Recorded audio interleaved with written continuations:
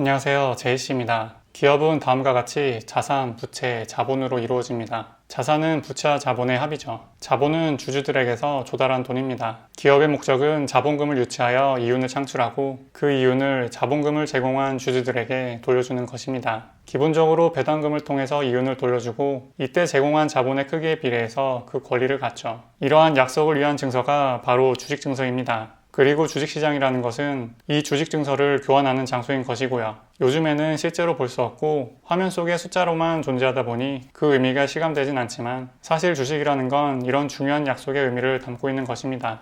자본에 대한 권리를 잘게 나누면 그 최소 단위는 주식 한 개가 됩니다. 그리고 주식 한 개를 갖고 있다는 건 이 기업이 갖고 있는 자산의 소유권과 그 자산으로 벌어들이는 돈에 대한 소유권을 주식 지분만큼을 갖는다는 의미죠. 그럼 부채는 뭘까요? 부채는 아시다시피 빌린 돈입니다. 은행에서 돈을 빌릴 수도 있고 채권을 발행해서 돈을 조달할 수도 있죠. 회사에 돈을 대는 거는 똑같은데 부채를 제공한 채권자는 회사의 주인은 아닙니다. 그저 빌려준 돈에 대한 이자만 꼬박꼬박 받아가면 그만이죠. 그래서 기업이 돈을 엄청나게 번다고 채권자가 더 많은 돈을 받아갈 수는 없습니다. 딱 약속된 이자만큼만 받아가죠. 물론 적자가 나는 경우에도 이자를 받아가는 이점이 있지만요. 주주는 말 그대로 기업의 주인이기 때문에 기업이 돈을 많이 벌면 많이 버는 만큼 그 몫이 전부 주주에게로 돌아갑니다.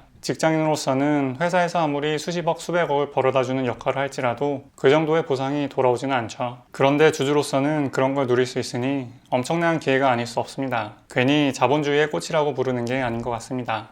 정리하면 주식을 갖는다는 것은 부채를 끼고 기업의 자산과 기업이 만들어내는 이익을 소유한다는 것이 됩니다. 즉, 주식을 매수하는 행위 자체가 레버리지를 일으키는 방법이 되는 것이죠. 삼성전자를 예로 들어보겠습니다. 삼성전자의 최근 분기 재무 상태를 보면 자본 총계는 274조 원이고 부채 총계는 118조 원입니다. 부채 비율이 절반에 가까운 43%죠. 따라서 삼성전자 주식을 사는 순간 부채의 43%를 끌어다 쓰는 거나 마찬가지입니다. 삼성전자가 43%나 부채를 일으키는 이유, 즉, 이 부채로 인해 어마어마한 이자를 내면서도 굳이 돈을 빌리는 이유는 그 빌린 돈을 이용해서 더 효율적으로 더 많은 돈을 벌 수 있다는 자신감이 있기 때문이겠죠. 물론 부채가 단순히 돈을 빌린 것 외에도 매입 채무나 이연 법인세 등 다른 성격의 부채도 있긴 하지만 결국 내 돈이 아닌 걸 갖고 있다는 성격에서는 동일합니다. 어딘가에 투자를 하는데 개인 신용으로 40%가 넘는 대출을 끌어다 쓰는 건 쉽지 않죠. 그런데 삼성전자라는 인류 기업을 등에 업고 40%가 넘는 부채를 끌어다 쓸 수 있는 것입니다. 나의 신용등급에 상관없이 말이죠. 알고 보면 놀랍지 않나요?